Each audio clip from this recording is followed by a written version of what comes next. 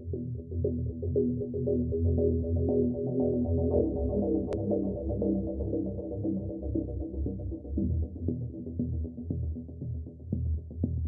Honda HR-V nomor polisi B1788YP terguling ke tepi tanjakan Jalan Selamat Riyadi, Kecamatan Teluk Betung Selatan, Bandar Lampung, Senin, tanggal 8 November tahun 2021, sekira pukul 15.30 waktu Indonesia Barat.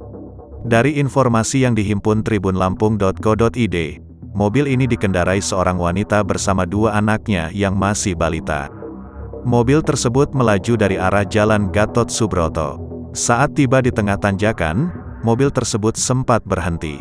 Pengemudi yang belum diketahui identitasnya ini berhenti lantaran menerima panggilan telepon yang masuk ke ponselnya.